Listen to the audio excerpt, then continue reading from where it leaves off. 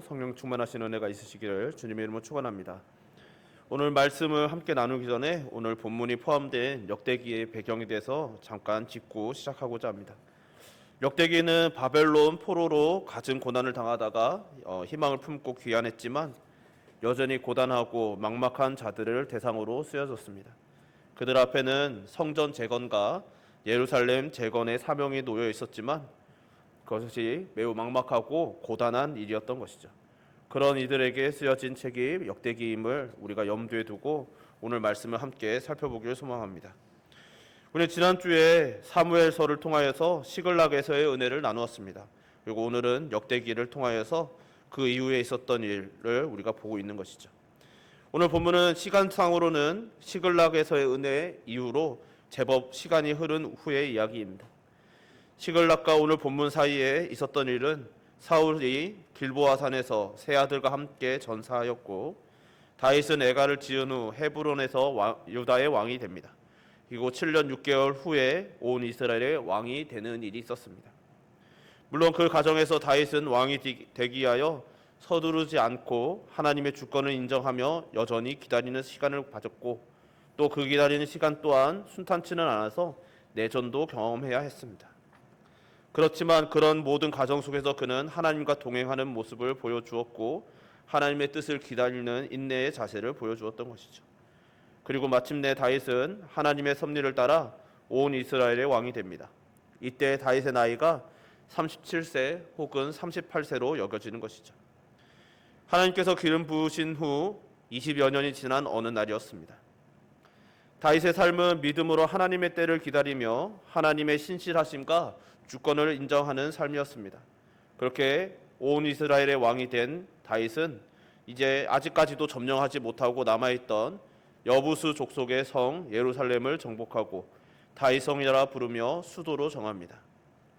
그렇게 다윗의 나라가 안정기에 접어들고 이렇게 안정에 접어들면 좀 더 편해지고 또 변할 만도 한데 다윗은 여전히 하나님을 향한 마음이 충만하여 하나님의 언약궤를 모셔올 생각을 하게 된 것이죠.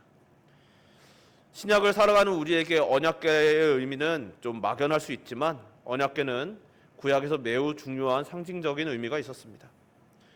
언약궤는 모세 때에 성막과 함께 만들어져서 성막의 지성소에 자리 잡는 것이 기본적인 위치였죠. 그 안에는 십계명 돌판과 아론의 쌍난 지팡이 그리고 만나가 담긴 항아리 이 세 가지가 담겨 있었습니다. 이 세 가지가 의미하는 바와 그 모두가 소중하지만 그 중에서도 십계명을 가장 핵심으로 여겼기 때문에 언약궤는 법궤라고도 불리기도 했죠. 이 언약궤가 놓인 지성소에는 대제사장이 1년에 한 번 속죄일에 희생 제물의 피를 가지고 들어가서 언약궤가 놓인 시온소 혹은 속죄소에 뿌려야 했습니다.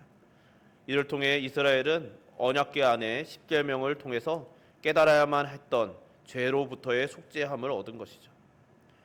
그리고 이것은 훗날 그리스도의 피가 하나님의 심판의 근거가 되시는 그 하나님의 법으로부터 속죄함을 얻게 된다는 것을 예표하는 상징적인 예식이었습니다. 그만큼 언약궤는 구약의 복음이라고 할 만큼 이스라엘에게 매우 소중한 것이죠. 그럼에도 우리는 이스라엘 역사 속에서 언약궤가 인간의 죄성으로 인해 도구로 사용되는 순간들을 보게 됩니다. 그 대표적인 예가 엘리 제사장 때 승리하기 위해 도구로서 사용되는 모습인 것이죠. 블레셋에 계속해서 패하니까 블레셋에게 승리하기 위해서 언약궤를 들고 나갔다가 오히려 빼앗겼던 사건입니다. 당시 그들이 언약궤를 들고 나간 이유는 짐작하건대 승리의 상징이자 보증으로 여겼기 때문인 것이죠. 이스라엘은 출애굽하여 광야를 지날 때 언약궤를 앞세워 이동했고 언약궤를 앞세워 요단강을 건넜고 여리고를 무너뜨리며 가나안을 정복했습니다. 그렇기에 언약궤를 가지고 나가 앞세우면 승리할 수 있으리라는 막연한 기대를 했던 것이죠. 이 기대는 우상 숭배와도 같은 기대였습니다. 그런 기대감을 엿볼 수 있는 장면이 언약궤가 전쟁터에 나타났다라는 소식을 들었을 때 이스라엘 백성들은 환호하고 블레셋 방백들은 매우 크게 두려워하였습니다. 그 정도로 이스라엘과 그 일대에서 언약궤가 상징하는 바는 매우 컸다라는 것을 보여주는 것이죠. 그러나 이것은 언약궤를 주신 하나님의 뜻과는 다르게 다른 수단으로 사용하는 모습이었던 것이죠. 그리고 하나님의 뜻과 다르게 사용되는 하나님의 도구는 결국 인간의 기대와는 다른 결과를 불러왔음을 우리는 보게 됩니다.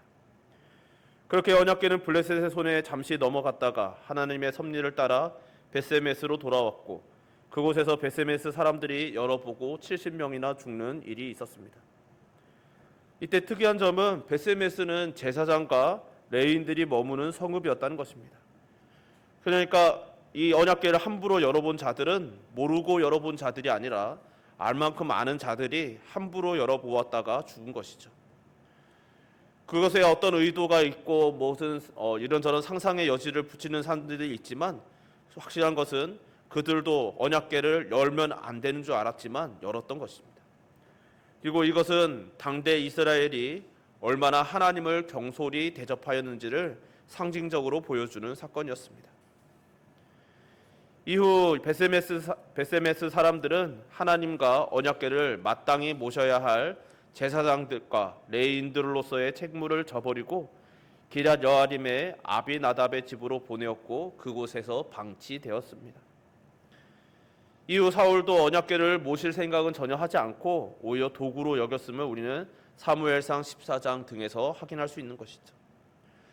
그는 블레셋과의 전투에서 다급한 처지에 놓이자 하나님께 나아가는 것이 아니라 언약궤를 가져와 하나님께 묻고자 합니다. 좀 더 극단적으로 표현하면 언약궤를 가져와서 점을 치고자 한 것이죠. 이후로도 언약궤는 기럇 여아림의 아비나답의 집에 계속 잊혀진 채 있다가 또 방치된 채 있다가 오늘 본문에서야 다윗이 모실 마음을 품고 그럼과 함께 이스라엘의 인식 속에 되돌아오게 되는 것입니다. 언약궤가 그동안 잊혀졌던 이유, 방치되었던 이유는 명확하죠. 이스라엘의 승리와 이익에 도움이 되지 않았기 때문입니다. 인간은 이런 존재인 것이죠. 자신에게 도움이 되지 않는 하나님을 소홀히 대하고 거절합니다. 그들이 이스라엘 백성들이 왕을 원했던 이유도 명확하죠.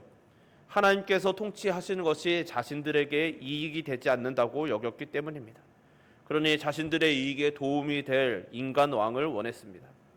인간 왕을 세우면 분명히 승리도 할 수 있을 것이고 이익도 얻을 것이고 점점 더 강해질 것이라고 생각했던 것이죠. 그렇기 때문에 하나님의 통치가 아닌 인간 왕의 통치를 원했던 것입니다. 그리고 사울의 통치는 그런 이스라엘의 인간적인 욕망이 지배하던 시대라고 우리는 볼 수 있는 것이죠. 그러나 인간의 욕망이 아닌 하나님께서 택하사 세우신 다윗은 그 언약궤를 사모하며 모셔오고자 하였습니다. 사울도 이스라엘도 잊고 있던 언약궤를 기억하고 모셔오고자 한 것이죠. 사실 다윗은 그의 생애 전체에 걸쳐서 늘 하나님을 사모하였던 사람입니다. 그가 남긴 수많은 시편들과 또 그가 쫓기는 그 와중에도 그가 하나님을 의지하였던 것, 물론 인간인 관계로 때로는 연약하고 넘어지는 모습을 보였다 할지라도 그는 언제나 하나님을 사모하는 마음으로 돌아가고 하나님께 예배드리고 하나님 옆에서 하나님을 모시며 살아가기를 소망하였음을 우리는 알고 있는 것이죠. 그런 모습을 우리 오늘 본문에서 바로 그런 모습을 보여주는 장면인 것이죠. 오늘 본문에서 다윗은 언약궤를 모셔오기 위해 모든 지휘관들과 의논하여 언약궤를 모셔오고자 하였습니다. 이때 다윗이 언약궤를 가져와야 할 이유를 사울의 때에는 궤 앞에서 묻지 않았다는 것을 근거로 삼고 그 이야기를 들은 뭇 백성들은 좋게 여기며 동의했다고 오늘 본문은 증언합니다. 근데 이것은 다윗이 그저 언약궤를 이전에 사울 왕이나 혹은 당시 근동의 여러 왕들이 그러하였듯 점괘를 위한 용도 혹은 어떤 정치적인 수단으로 사용하기 위한 것은 아니었습니다. 언약궤를 가져오고 성전을 세우고 이런 것에 정치적인 의미를 부여하는 이들이 있지만 다윗의 마음은 그런 계산 이전에 오직 하나님을 높여드리고 싶었던 마음이 충만하였던 것이죠. 그렇게 다윗은 예루살렘을 그저 왕이 머물며 통치하는 정치의 중심지가 아니라 하나님께서 머무시며 하나님을 섬기는 제사, 즉 예배의 중심지로 만들고 싶어 했던 것입니다. 그리고 그런 마음이 훗날 성전 건축을 사모하는 마음으로 이어지는 것을 우리는 모두 잘 알고 있지요.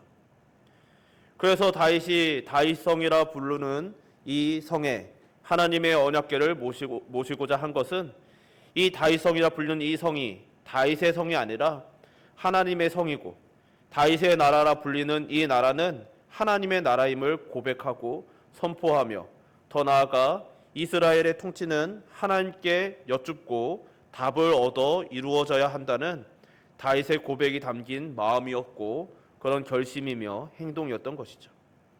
다윗에게는 언약궤가 도구가 아니었던 것입니다. 바로 하나님의 임재였습니다. 다윗이 언약궤를 대하는 태도는 훗날 성전 건축의 뜻을 품은 것과도 일맥상통하는 다윗의 일관된 자세였죠. 다윗에게 있어서 언약궤는, 성전은 정치적 혹은 군사적 이용 가치가 있는 물건이 아니었습니다. 다윗에게 언약궤는 하나님의 임재였죠. 하나님을 모시고 그 하나님을 모심으로써 하나님과 친밀히 교제하고 하나님과를 예배하는 것, 하나님께 제사 올려드리는 것이 그의 목적이었습니다. 이 부분을 통해서 우리가 돌아봐야 할 부분이 있는 것이죠. 오늘 우리에게는 다윗에게 언약궤는 오늘 우리에게 복음이며 십자가의 은혜였던 것입니다. 그래서 언약궤가 있는 곳, 그 너무나 사랑하는 하나님께서 임재하시는 그 자리를 다윗은 사모하지 않을 수 없었고, 그 사모하는 자리에 그 자신이 있기를 원하였기에 언약궤, 하나님께서 임재하시는 그 언약궤를 모셔오고 하나님께서 임재하실 성전을 건축하고 싶어 했던 것입니다. 그리고 이것이 하나님께서 다윗을 당신의 마음에 합한 자, 마음에 드는 사람이라고 하신 이유였던 것이죠.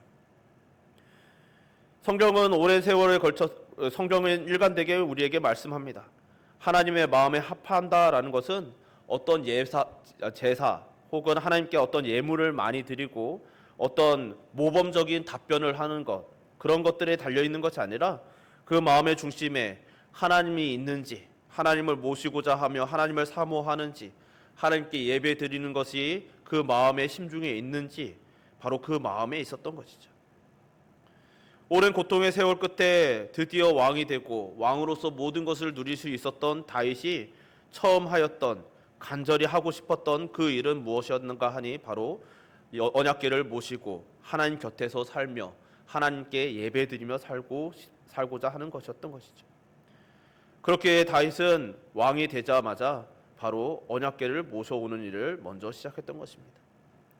그런 다윗에게는 이것을 통해 이룰 수 있는 어떤 정치적인 이득 같은 것은 계산에 없었습니다.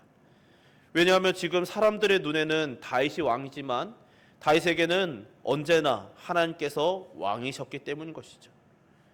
다윗에게는 하나님은 언제나 왕이셨으며 하나님이셨습니다. 그래서 그에게는 기도, 찬양, 제사, 그 모든 것이 어떤 수단이 아니라 특권이었습니다. 하나님을 모실 수 있고 하나님을 찾을 수 있고 하나님을 만날 수 있는 특권이었던 것이죠. 사랑하는 성도 여러분, 이것이 바로 하나님의 마음에 합한 자였던 다윗의 모습이고 그의 마음인 것이죠.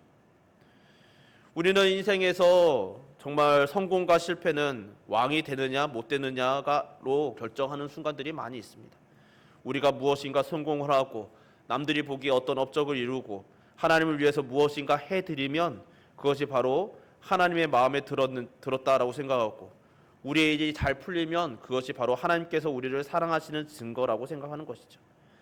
그러나 성경은 오늘 본문을 통하여서도, 또 오늘 본문뿐만 아니라 성경 전체를 통해서 일관적으로 하시는 말씀이 있습니다.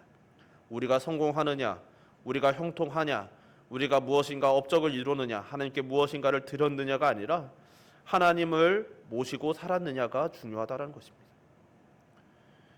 다윗은 그의 삶 전체에서 굴곡이 많았던 사람이죠. 많은 고난을 당했을 뿐만 아니라 그 또한 시험에 당하고 많은 범죄들을 저질렀던 사람입니다. 심지어 오늘 본문 이후의 장면에서는 그가 자신이 하나님께 선한 마음을 품었음에도 불구하고 정말 어려운 일이 처한 것 때문에 하나님께 분노하고 화를 내는 장면도 등장합니다. 다윗도 우리와 같이 성정이 같은 자였고 우리와 같은 연약한 인간이었다는 것이죠. 그러나 그 모든 약점과 모든 실수와 실패에도 불구하고 하나님께서 다윗을 사랑하시고 그에게 언약을 주셨던 이유는 다윗은 하나님을 수단으로 삼지 않고 오직 하나님을 목적으로 삼고 하나님께 예배드리는 삶, 하나님을 모시는 것을 갈망하는 삶을 살았기 때문인 것이죠. 오늘 이 자리에 있는 저와 여러분 우리 또한 이러하기를 소망합니다. 지금 상황이 환난이고 고난인 분들도 있고 평안과 안정을 누리는 분들도 있겠지만 그런 우리의 사정과는 상관없이 우리 성도에게 중요한 것은 하나님을 사모하느냐라는 사실을 잊지 않으시기를 주님의 이름으로 축원합니다. 사랑하는 성도 여러분, 정말 우리는 하나님을 주님을 사모하며 살아야 하는 것이죠. 주님을 예배하고 싶고 주님과 함께 하고 싶은 마음, 그리고 주님을 영광스럽게 해드리고 싶은 마음이 있느냐가 우리에게 너무나 중요합니다. 왜냐하면 이것이 바로 우리가 하나님을 모시고 사는지 안 사는지의 여부가 결정되는 것이기 때문이죠. 우리가 하나님을 모신다 말하고 여전히 하나님을 예배한다고 말하지만 여전히 이 일을 통하여서 하나님께서 어떤 일 해주시기를 바라고 또 하나님께서 채워주시기를 바라는 어떤 목적을 다른 목적을 염두에 두고 있다면 우리는 다윗 이전의 왕들이 혹은 그 일대의 여러 이스라엘 백성들과 그 근동의 왕들이 신들을 대하는 태도, 하나님의 법궤를 대하는 태도와 같은 것이죠. 반대로 오늘 다윗처럼 하나님을 향하고 때로는 이것 때문에 환난을 당하고 시험을 당하나 내가 하나님을 사랑하고자 하는 마음이 충만하면 다윗이 있는 곳이 왕궁이든지 광야든지 때로는 그의 처지가 궁궁하든지 영광스럽든지 또 승리하든지 패하든지와 상관없이 하나님께서는 다윗을 인정하시고 사랑하셨던 것이죠. 그의 중심에 하나님을 모시고 하나님께 예배드리는 삶, 하나님께 받은 사명에 집중하는 삶이 하나님께서 다윗에게 영광을 주신 이유였습니다. 그리고 이것이 바로 이후 모든 왕들에게도 다윗을 기준으로 얼마나 하나님께 받은 예배의 사명에 신실한지를 가지고 하나님 앞에서 충성된 왕인지를 여부를 가늠하였던 것이죠. 실제로 이후의 왕들은 다윗을 기준으로 얼마나 하나님께 신실하게 살았는지를 평가받았습니다. 그 하나님 앞에서 충성되지 않은 왕들로 여겨졌던 왕들 중에는 매우 크게 나라를 강성하게 만들고 부강하게 만들며 승리를 거두었던 왕들이 있습니다. 그리고 하나님께 그 어느 때보다도 많은 재물을 드렸던 왕도 있죠. 그러나 그것과는 상관없이 아무리 하나님께 무엇을 많이 드리고 그 나라를 얼마나 부강케 하고 얼마나 많은 성공과 업적을 세웠는지와는 상관없이 그가 하나님을 목적으로 삼았는지 아니면 수단으로 삼았는지가 바로 그들의 평가 기준이었던 것입니다. 왜냐하면 그들의 모든 기준이 되는 다윗이 그렇게 살았기 때문인 것이죠.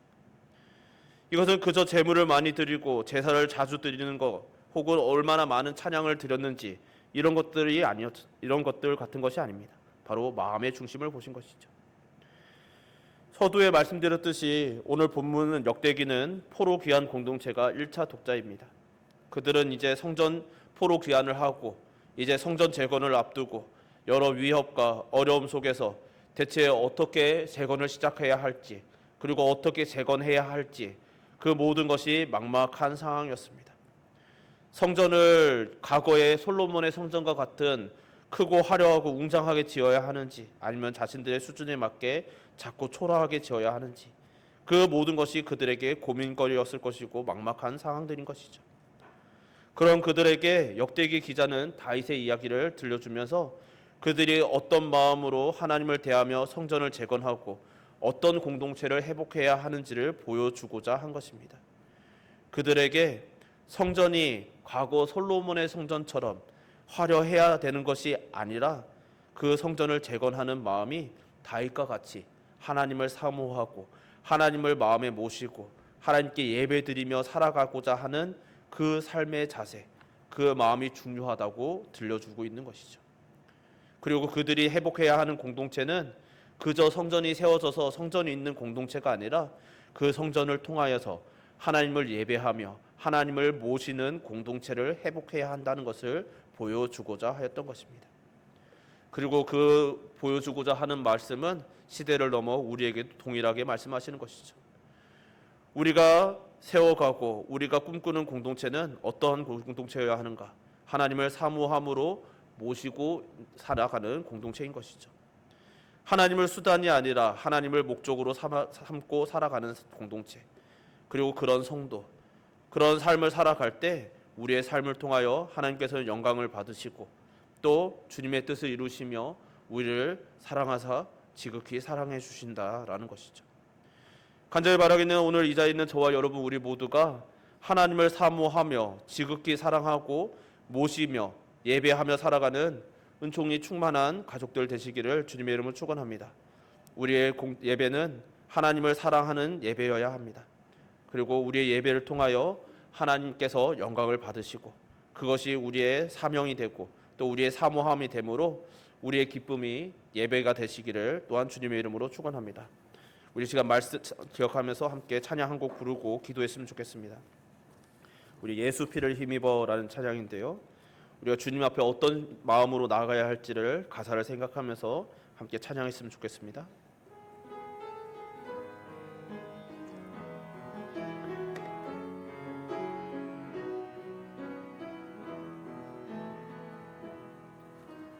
주의 보좌로 나아갈 때에 어떻게 나가야 할까? 나를 구원한 주의 십자가 그것을 믿으며 가네. 주의 보좌로 나아갈 때에 나 여전히 부족하나. 나를 품으신 주의 그 사랑 그것을 믿으며 우리 다시 찬양합시다. 주의 보좌로 나아갈 때 주의 보좌로 나아갈 때에 어떻게 나가야 할까? 나를 구원한 주의 십자가 그것을 믿으며 가네. 주의 보좌로 나아갈 때에 나 여전히 부족하나. 너를 품으신 주의 십사랑 그것을 믿으며 가네. 자격 없는 내 힘이 아닌 오직 예수님의 보혈로 자격 없는 내 힘이 아닌 오직 예수님의 보혈로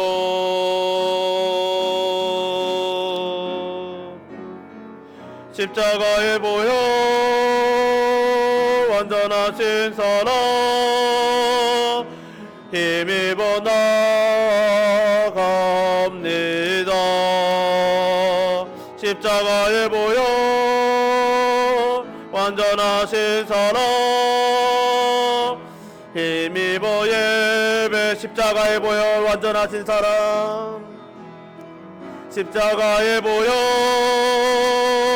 완전하신 사랑 힘입어 나갑니다.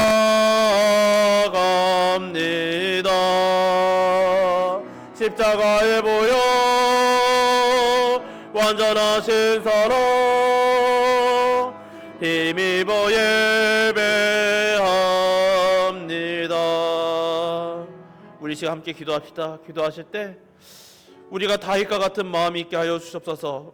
우리가 어떤 하나님께 대단한 업적을 올려드리고 대단한 예물을 드리고 하나님께 어떤 제사를 많이 드리는 것이 아니라 오직 하나님을 사랑하는 마음, 예수 하나님께서 다윗에게 백성들에게 언약궤를 주시며 이 언약궤를 바라보며 언약궤 앞에 나오라고 하셨던 것처럼 오늘 우리에게 우리 주님을 주시며 보내주시며 그 십자가의 보혈에 의지하여 나오라고 하셨습니다. 하나님, 우리가 오늘도 주님을 사랑합니다. 하나님을 더 사랑합니다. 우리가 예배 드리는 것은 이 예배를 통하여 어떤 것을 얻기 위해서가 아니라 오직 하나님을 예배하며 더 사랑하기를 원하여서 나왔사오니 우리의 마음과 생각을 지켜주시고 우리의 고백을 받아주시고 우리의 고백을 통하여 하나님 영광 받으시라고, 우리의 이 고백이 영원토록 이어지게 하여 달라고, 우리의 고백을 위하여, 우리의 예배를 위하여, 하나님을 사랑하는 우리의 마음을 위하여 이 시간 주여 한번 부르고 기도합시다. 주여. 사랑과 권위와 풍성하신 하나님 아버지, 오늘도 주님 앞에 나왔습니다. 주 하나님 아버지, 오늘 다윗의 기사를 보며 주 하나님 아버지, 다윗이 어떤 마음으로 살아갔으며 쫓기는 중에도 주 하나님 아버지 여러 가지 환난 중에도 어떤 마음을 품고 어떻게 생각하며 살았는지 우리가 엿봅니다.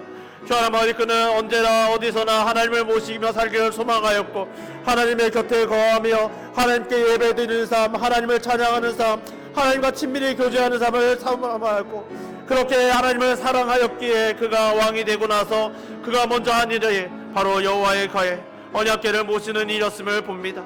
주 하나님 아버지, 주여, 그의 모든 행적 중에서 주 하나님 아버지 어떤 공간을 살펴보는 것이 아니라 바로 이 마음을 우리가 깨달아 알길 원합니다. 이 마음이 우리에게 주의 하나님을 간절하기를 소망합니다. 주 하나님 아버지, 주 하나님께서 다윗의 언약궤를 허락하셨듯이 우리에게 예수 그리스도의 십자가 보혈을 허락하심으로 이제는 언약궤가 아니어도 주님을 바라보며 하나님께 나아갈 수 있게 되었고, 주 하나님 아버지, 언약궤가 없어도 우리가 예수님을 통하여 그 보혈을 의지하여 주님 앞에 나와 하나님을 향하여 사랑하며 예배하며 찬양할 수 있게 되었습니다. 이로 인하여 우리들이 오늘 은혜를 누립니다. 복음을 누립니다. 주 하나님 아버지, 우리들이 이 사실을 기억하며 우리에게 이 은혜를 주시에 우리 예수님을, 우리 주님을 사랑하되 지극히 사랑하게 하여 주시고, 주 하나님께서 우리에게 허락하시에 그 예수 그리스도의 그 십자가 보혈과 주 하나님의 그 열려진 그 길을 통하여서 우리가 하나님께 여호와의 존전 앞에 달려나가 주 하나님을 사랑하되 지극히 사랑하며 하나님께 우리가 올려드릴 수 있는 최상의 예배, 주 하나님께 올려드릴 수 있는 우리의 모든 생애를 걸쳐 주 하나님과 함께 예배 올려드리는 삶을 살게 하여 주시고, 주 하나님의 그런 우리의 고백과 우리의 찬양과 우리의 경배를 통하여 주님께서 날마다 영광 받으시며 주님께서 영광 받으심이 우리 안에 벅찬 감동이 되고, 주의 하나님을 우리가 사랑하는 하나님께서 그 영광 받으셨음으로 인하여 우리들이 정말 그것이 우리에게 기쁨이 되며 주 하나님 아버지, 하나님을 위하여 즐거워하는 삶, 하나님을 영화롭게 하는 삶, 주 하나님 아버지 행복한 삶 살게 하여 주시옵소서.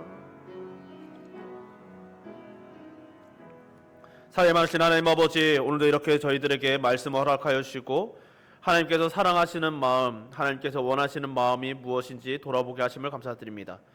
다윗이 정말 너무나 많은 어려움과 환난 속에서도 늘 마음에 품고 있던 삶, 그 마음, 소망, 갈망을 우리가 엿봅니다.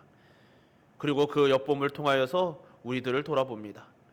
하나님, 우리들이 하나님을 알고 하나님께 예배드리러 나오는 그 첫사랑은 하나님께 무엇인가 대가를 치르고 무엇인가 받기 위해서가 아니라 하나님께서 무조건적으로 우리를 사랑하여 주시고 정말 어떤 대가도 없이 우리에게 그 은혜를 주셔서 하나님 앞에 나아갈 수 있게 된 그 십자가 보혈에 감격하여 예배를 드리러 나왔음을 기억합니다.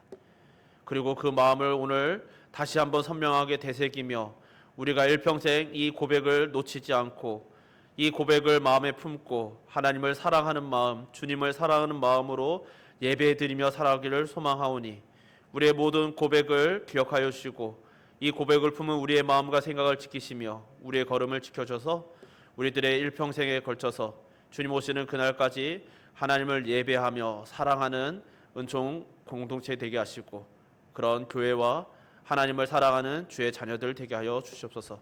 우리에게 부어주신 모든 은혜에 감사드리오며 예수님 이름으로 기도드립니다. 아멘. 우리 찬송가